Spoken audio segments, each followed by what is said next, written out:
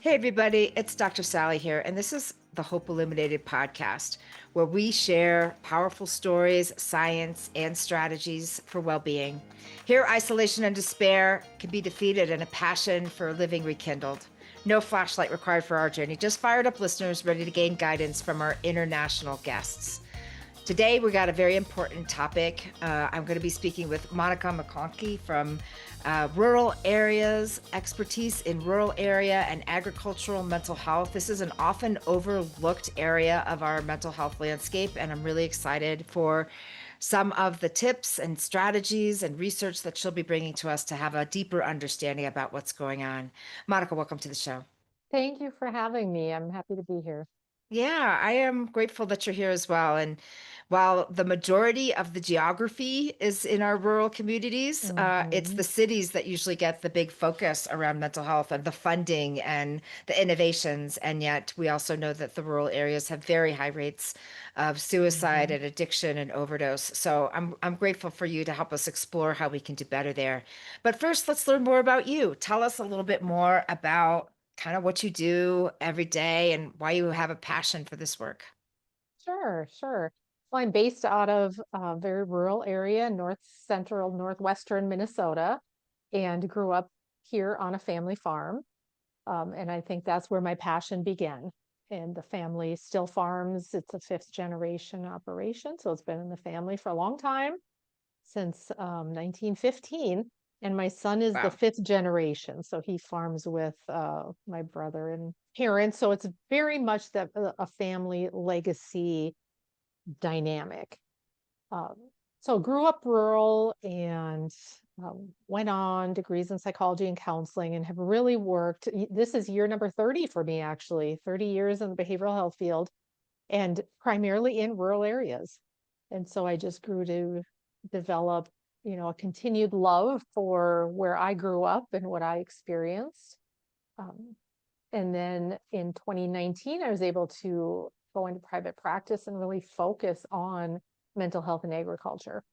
So that's my day in and day out. I'm on the phone with farmers, I'm texting with them, I'm on farms doing sessions, providing support and counseling to them and their family members. So yes, that is my world. Was there a moment in kind of your growing up where you're like, this is how I can serve my community? Like, did you have an aha or turning point moment where you're like, I need to come back and make sure that their mental health is going well because of what I'm seeing or what I feel like I am called to do? Right. It's interesting because I do get asked that question, like when did you decide this is what you wanted to do? And I do very much feel like it was tied to experiences growing up. Hmm. I grew up during the 1980s when there was a tremendous farm crisis. Farms were going bankrupt, tons of foreclosures, very high suicide rates during that period of time due to a number of factors.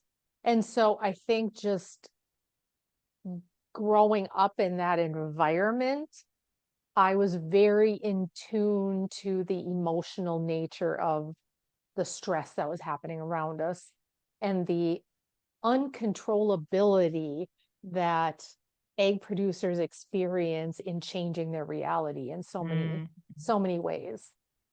So yes, I think that played a large role in kind of my mission to enter mental health and to really gravitate toward rural areas. And you said something too about your own family's experience with farming that, fifth hmm generation is pretty incredible for any family business, but Right. especially something that is so incredibly demanding, almost 24 hours a day, pretty much. hmm And that legacy piece, of course, is builds strength in relationship Yep. and just generational pride. hmm But it also is a point of vulnerability. And I know we're going to pull hmm out these unique vulnerability pieces later, but I know when we were talking to some of the family farms here, there was this piece of, when when the kids hit the age and they're like, wait a minute, I don't have to work 18 hours a day in the hot, hot sun. I can Mm-hmm. actually sit at a computer and do tech. I want to do Right. that. And then all of a Yes. sudden, the family chain is broken and Yes. the elder farmer is devastated. And Yes. so, I'm just wondering if that's also a trend that you're seeing that is also putting strain on the well-being of our agricultural family farms in particular. Absolutely, absolutely. And often there is that dream or that hope that this operation will be continued in the family.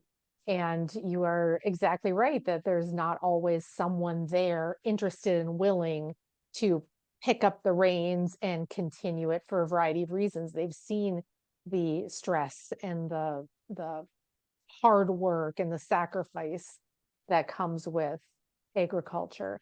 And it's also the reason that our farm numbers are shrinking, but acres are growing. So Mm-hmm. many farms they don't have that next generation. So they are either selling out or leasing to farms that have been able to, stay viable. And so our rural landscape looks very different. There were farm places scattered throughout in many of these areas, and now there's many empty farm sites. The peer group is diminished, and so that further adds to the sense of isolation. Mm. Paint a picture for the listeners a little bit about a day in the life of Monica, because I'm Hmm. guessing that it doesn't look like your regular mental health professional sitting in an office waiting for individuals to show up and talk about stuff. What does it look like, and what Right. is the most rewarding part of your work for you? Hmm. Well, every day is different, and that's part of the stress and enjoyment of it, right? No 2 days look alike. I don't have a very good routine in my life because of that, so it's always very dynamic and fluid. But a typical day would be, well, there is no typical, but let's just throw out some Sorry. scenarios here.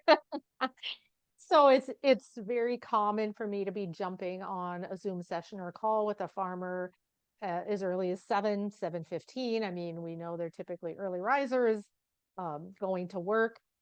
Depending on time of year, they may be in the tractor in the barn when we're talking. Um, it's not unusual to have a Zoom session or a call with the spouse of a farmer or a farm couple to work through relationship issues that often come with the amount of underlying stress. And then I'm on the road a lot. I'm out on farms, sitting right at the kitchen table with farmers and ranchers and their families, uh, working through things like the stress of transitioning the operation or difficult relationships or marriages that are in trouble. And it's, rewarding.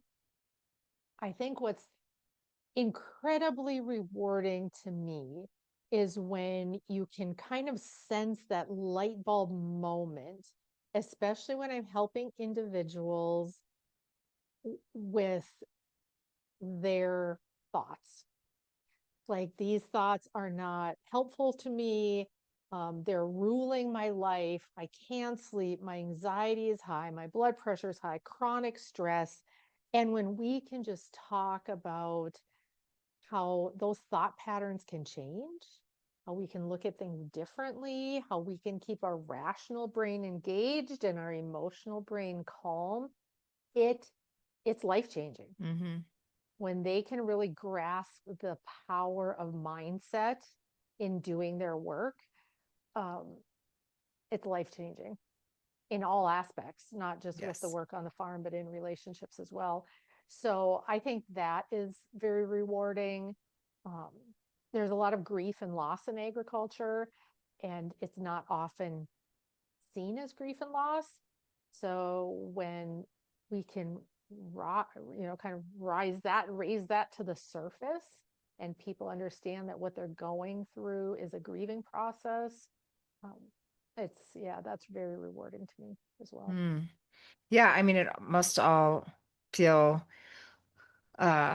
kind of new territory for many of them who've just been so Mhm. stoic, and you just this is what you do. You just power through Mhm. anything life throws at you. You have to. Yep. You don't have a choice. Yep.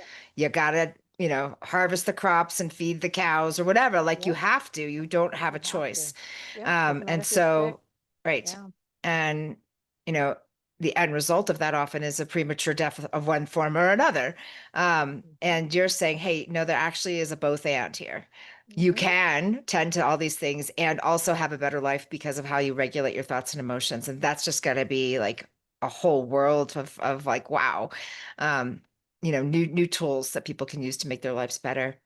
Well, Absolutely. let's paint the picture of the crisis a little bit. And Mhm. it really is a crisis, and it's one that doesn't get the attention that it's deserving in a lot of spaces. We focus a lot on our military. We've been focusing more Mhm. recently a lot on construction, Mhm. but farm fishing and forestry are up there as well in terms of suicide rates, and yet get not nearly as much attention. So help paint a picture of what's actually going on, what you have seen in trends in the research, and specific areas of concern that are rising to the top for you as you're looking at our regional and national landscape. And there's a lot of different farming things happening in your area of the Mhm. world that I think are indicative of the nation larger, but there's also things happening in other parts of the country that you're probably aware of. So wherever you want to start, some of the trends and some of the statistics that have got your attention, that paint the picture of what's happening from the concern standpoint.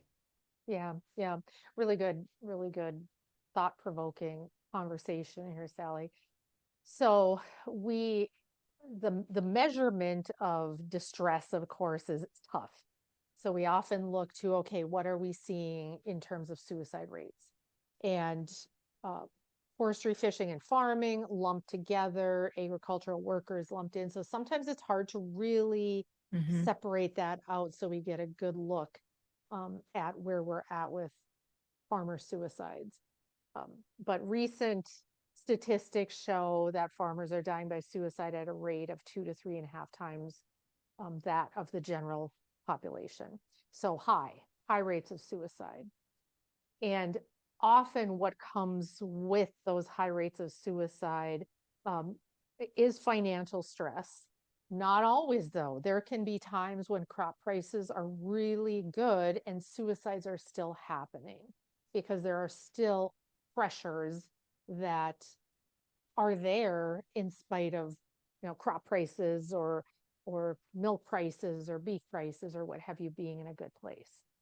So when we see the uncontrollables that really drive the success or failure of an operation, we are seeing things like those commodity prices, that it's not like a retail store where we can say, hey, we're charging this much for 100 weight of milk, or we're charging this much for a bushel of soybeans.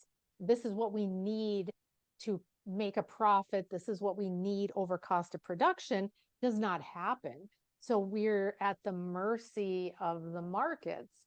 And routinely, markets are so low that farmers know they are not meeting cost of production because crop commodity prices have not done a lot of movement for decades, but everything else has spiked. Fuel has spiked, any repair costs, chemical, fertilizer, all equipment. I mean, it's incredible. And so you have this operation that doesn't seem like it's financially, like, how do we sustain this really? If until commodity prices come up or expenses go down, how do we sustain this way of life? And the answer has been for a lot of farmers to grow. Like, we just need to be adding more acres, more acres, more acres. And it's not always feasible.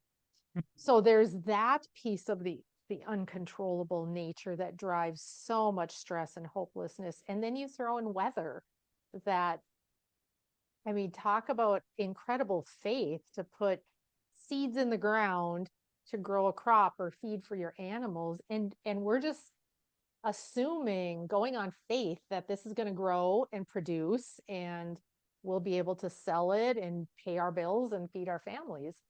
Um, and that doesn't always happen. The weather doesn't always cooperate. And so those two big stressors, of course, now we have the tariffs. So China's not buying soybeans from us, which has really impacted, a large number of farmers, soybean growers. And so there's all of these components of external pressure on an individual. So they feel often like they, no matter how hard I work, no matter how much I try, I'm powerless. Mm-hmm. And it's a very difficult place to be. So that's where the hopelessness comes in, the anxiety, the depression. Um, Yeah. yeah.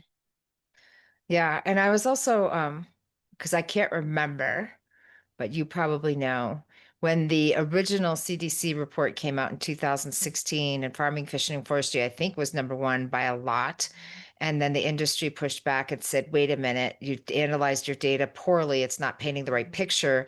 And they pulled out what I think would be, farming management from Yep. field workers. Is this ringing a bell? This is a long time Yes. ago. It's like 10 years ago. Yes. And then both rates dropped because of that statistical manipulation.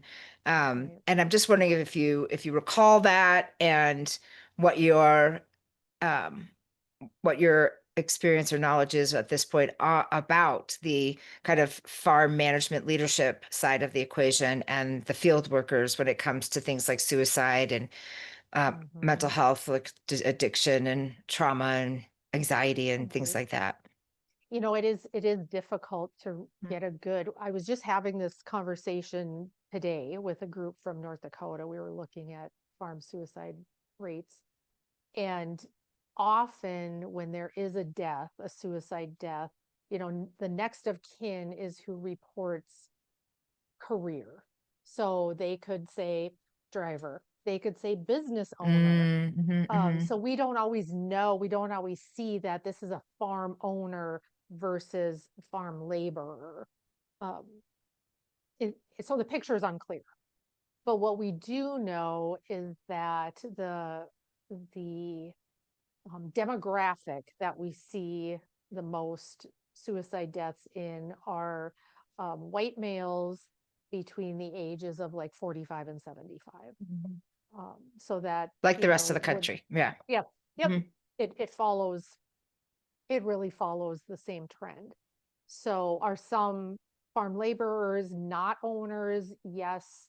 Um, are many of them operation owners? Yes. Yeah. What about, do you know any statistics or research around things like substance use disorders, addiction, or depression that doesn't result in suicide, but is still very disabling in the farming community? I don't Mm, have specific numbers on that. We are just really, like you said, not a lot of attention I has been know. paid to this demographic. Hmm. So we are lacking research. Uh, and part of it is farmers typically are not a group of people that enjoy being surveyed. Great. And so if surveys come or people call, there's often not a lot of excitement around giving information, or being vulnerable enough to say that, yeah, I drink a lot to Hmm. cope with my stress. Anecdotally, I can tell you that alcohol plays a large factor in a lot of the relationship stress, as well as the um, operational capabilities on our farms. That accidents are happening. Um, there's uh, financial missteps that are happening, and there's a lot of relationship issues, both between spouses as well as farming partners or adult kids working with their parents, that alcohol plays a large role in.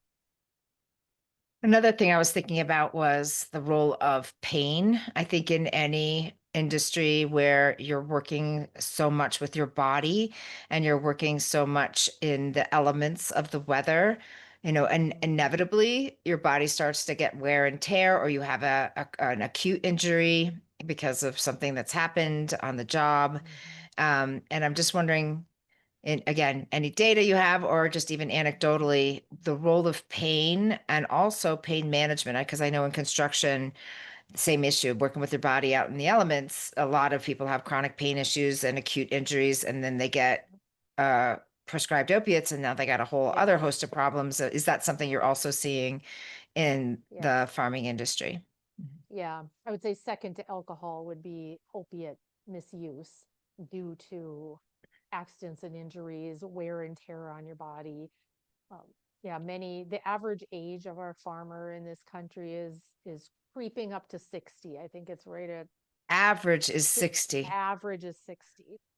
for the So farm worker, not for the even the farm owner. correct farming Wow. farmers, yes, average age is 60. So when you look at, just normal aging and health impacts, and you add to that the physical toll that their work has taken on them for many, many, many years, um, yeah, it does. It's leading to a whole host of issues. Many, and this is where it gets kind of even more interesting or complex, because if these aging farmers don't have a next generation Hmm. to take over, many of them are holding on. I mean, I see farmers that are 85 years old, can barely, get up into a tractor, but they're hanging on because they know that once I'm done, this land will not be farmed by anyone in my family line anymore.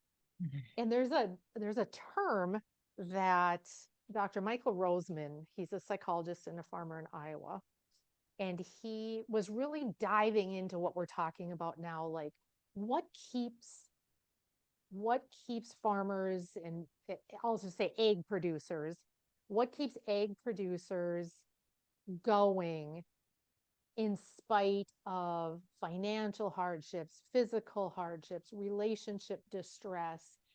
And he coined the term the agrarian imperative.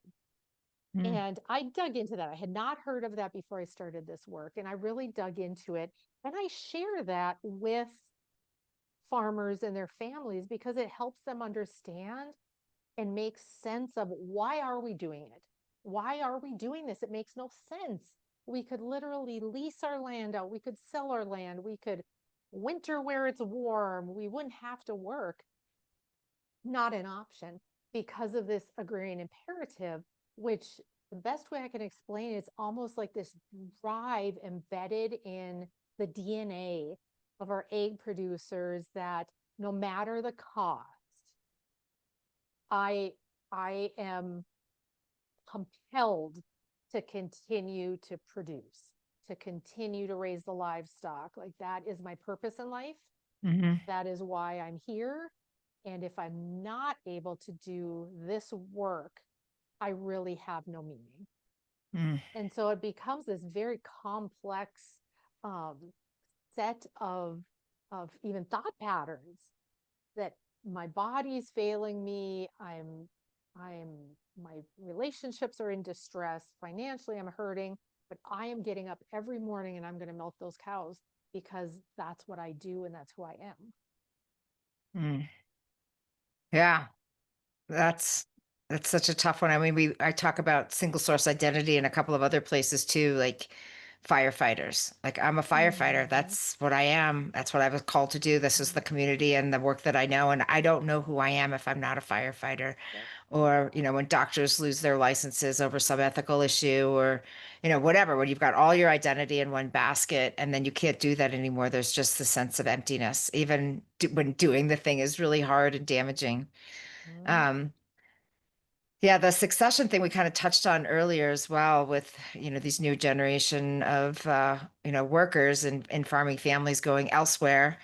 Um, like who's filling the back role? Who's filling the back end of Mm-hmm. this? Like, what does that look like for the future of farming and the future of farming workers? Is there even a vision of what's gonna fill all the need that Right. we have It's for it's food and and yeah, and it's a really and interesting animals? discussion. Yeah, farms are becoming larger. There's introduction in like robotic type of equipment where Mhm. it's manless tractors. So your tractor's out there doing the tillage, running the grain cart, and there's no person in there. It's all run, GPS, and uh, so it's addressing the workforce shortage. How long, how much that's going to make up for loss of generational landowners. Um, I don't know. Mhm. Some farms are going to more of a farm management model where the families are all what we would consider absentee landowners, and they've hired a manager so the land stays in the family, and that farm manager makes the decisions, grows the crops, manages the animals, whatever, and the family just kind of gets their check. So there's a distance, there's a disconnect from the land, but it's still in the family. So there's that really interesting piece that's been such a change just over the last 50 years. Wow. And then I think there's so many layers to this, right? There's so many layers to this daunting problem. I think another cultural layer is the fact that many people in this industry have such a pride in their strength Mhm. and their work ethic and their stoicism that admitting that they're struggling is just such a huge chasm to overcome, that again, they'll get up even though they haven't slept or whatever in 4 days and they can't hold food down. They're still going to get up and do what they have to do to get through their day. And Mhm. is that something you're also noticing, these like psychological barriers to being more proactive around their mental health? Absolutely. Yes, absolutely. And part of that is in our rural communities, we're not anonymous. So we know what's happening with each other, uh, whether we want anyone to know or not. It's just Hmm. by virtue of living rural. And so many times because of the pull myself up by my bootstraps mentality of our farmers, they don't want others to see them as vulnerable. They don't want the community, or worse yet, people who are in competition for Hmm. land, to get a sense that they're not able to handle um, the pressures of farming. And so there's this pushing down, hiding, maladaptive coping that happens because I don't want to talk about it. If I talk about it, it's not going to help, it's just going to get worse. um, and really Right. my message when we get into those kind of conversations is that your operation is only going to be as healthy as you are. It's only going to do as well as you are doing. If you're not doing well mentally and emotionally, physically, there is no way to prevent that from bleeding out into your operation on some level. Right. And sometimes that's motivating to them because they want their operation to be healthy. They will call in, nutritionists and crop consultants and helpers to make sure the crop is healthy and the animals are healthy and the soil is healthy, but they neglect that for themselves. Mm. So if we can make that tie, that for you to keep this operation going strong, peak production, we need to make sure you're healthy. Yes, I like that analogy too. Like you're part of this whole operation, just like your equipment and your soil and your, the quality of your seeds or animals or whatever. You're also a really important link on the viability of this whole thing. And if you fall down, everybody falls down. Mm-hmm. And another layer of complexity, of course, is the fact that there are so few resources in our rural communities. There's so few of you. Like very few people go into the specialization of being a rural mental health expert or an ag expert in particular. So you finally get, the rancher to say, I need help. where does he Mhm. or she go? Like it's Mhm. miles and miles and miles, hours and hours and hours to the major cities often where you Yes. can go do, medical detox or family therapy, specializing in whatever trauma that you've experienced. And then usually that city-based resource really doesn't have a good sense of what it's like to Yes. reintegrate that person or the couple or whatever back into their rural lifestyle. And so there's just a whole bunch of missing gaps when, gap for people to raise their hand and say, I need help. And then, Yes. well, where do they go when, Yes. when that happens? And I hear this often. I hear often producers saying, I did reach out. They didn't understand my lifestyle. So I quit going. It Hmm. wasn't helping. And anytime I can have an audience with behavioral health providers, I love talking. I termed it agricultural competence because Yeah. it is its own Mhm. culture. And not enough of us do understand the dynamics. Um, so that's one tactic we can take in helping this population is arm ourselves with knowledge, just like we would any other cultural competency. And there are places to go online with trainings and resources so that we can become more competent in the area of behavioral health in this population. Well, let's turn the corner and talk a little bit Yes. about that because I think we painted a really daunting picture of the problem we're trying to solve here.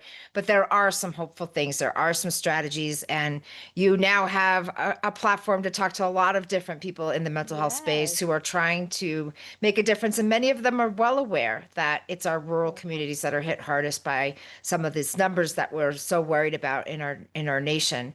So, Mhm. one tactical takeaway is become more agriculturally competent. Like, what are Mhm. some of these trainings or websites or resources that if people want to do a better job that they should check out? Yeah, well, you can always contact me and I'm happy to have a conversation or point you to resources.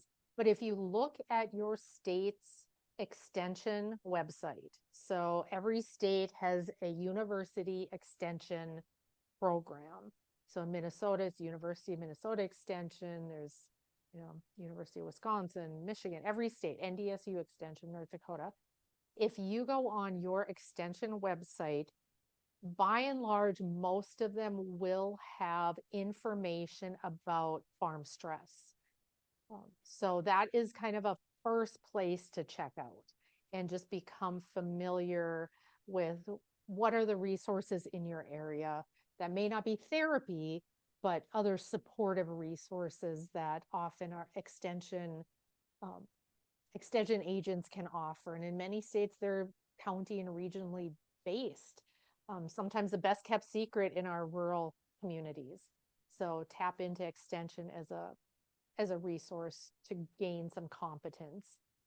If your state doesn't have a platform for some ag competence work, check out surrounding states or just go to the states that ag is king, where there's a lot of acres being farmed, and they typically will have something for you. P.S. Go to Minnesota. Yeah, I you like can go to Minnesota. 80% of the people I've talked to in this space on this topic are, well, they're all connected by one degree, I'm pretty sure, and that degree is Steve Olson. But also, like, there is so much activity and so much passion in Minnesota that I do believe that that's like Yeah. home base for a lot of this work.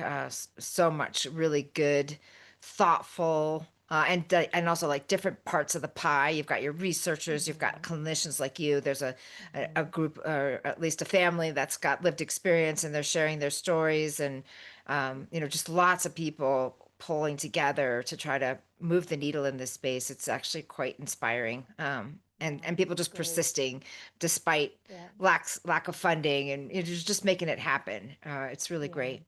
that's Anything great. else you'd like to say in terms of a strategy for the mental health community to do this better? And by mental Mhm. health community, I mean everybody, the providers, the Mhm. advocates, the researchers, the funders, the policymakers.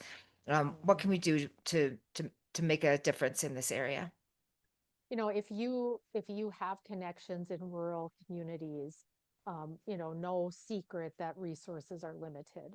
So many times in rural, we need to think outside the box a little bit with how we address people's needs. And so thinking about what partnerships can we engage in our rural communities. Lots of ag business, ag banking, there's the farmers unions and the farm bureaus, public health. So many times when resources are limited, if we can establish partnerships and build kind of teams around people, rural faith communities still play a Mhm. very strong role in the lives of our ag producers and their families. So looking a little more outside of the box on how we treat folks with therapy from a mental health perspective, but also connecting them, because so many times isolation becomes it feels insurmountable. It's a factor that really just seeps in. I just talked to a farm a spouse and mom yesterday, and she said, I just feel incredibly isolated. Like our life revolves around the farm. We have the kids.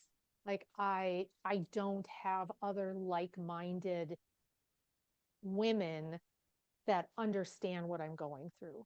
So anything we can do to help form connections, I think is a powerful tool in our rural communities. Meeting people where they are, listening, withholding judgment.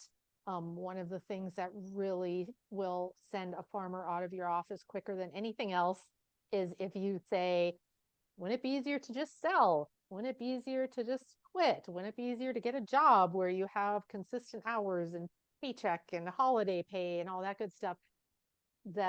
Just think about the agrarian imperative. Their being wants to be farming, and anything outside of that just does not feel um, like an option to them. It might have to be, but to to help them think through that versus lay some of that out on the table can Right. be helpful. Yeah, I remember when we were doing some similar types of outreach here in Colorado. We were talking about, uh, doing some gentle touches in the coffee shops, some Yep. gentle touches in the feed stores, like places we know you're going, and where you're probably going to bump into your neighbors and some other people. Like, what does it look like to like gently introduce the idea of farmers dress and how Mhm. people can support one another? And then I'm not sure this would work in the agricultural community, but one of the models that I just love Mhm. was founded in Australia, and it's called the Men's Shed, Mhm. where they come Yes. together, they're working on a Yes. thing, they're repairing a piece of equipment, they're building a piece of furniture, they're working on a car, whatever, but they know they're also going to come in and talk about their divorce or their dying parent or like hard stuff. Like that is an Mhm. expectation they have. It's light, they're working side by side and they're focused on this Yep. thing that they're doing together, but it is also an expectation like here's where we come to support each Mhm. other through life's hardships. And that's been one of the most brilliant rural interventions ever. I agree. Because I everybody can agree. still stand up and have pride Yep. like we're working on a thing together. Yeah. Yep. We're not going And to group therapy. We're right, we're fixing a car. we're fixing. Yeah. um, No, I agree. I think that's an incredible um, tool that we have that is being built and hopefully sustained in many parts of the country, but a lot more room to add those types of interventions. Awesome. Well, Monica, I'm going to go back and do a quick recap of our conversation. And then I want to just come back to you for like a final thought, a final call to action to the mental health community that you want to make sure that they do not miss as we work together collaboratively to try to address these issues. So if you're just tuning in or tuning back in, I'm speaking with Monica McConkey from Minnesota, a hotbed for Mhm. agricultural mental health. She's got a specialty as a mental health provider in the farming industry. So few people doing this, so important. And she's got a personal passion because of her fifth generation family farm, and just lots of witnessing of what farm families go through in managing this really intense type of lifestyle. Highly rewarding, but lots of strain, financial strain, weather strain. You get disease spread through your livestock, you lose your entire ability to provide for a very long period of time, and that the feeling of this imperative that this is what I'm called to do, this is what I must do, so therefore I just got to keep plowing through, just compounds the stress over and over again, that there's no other option on the table but just to keep plowing through.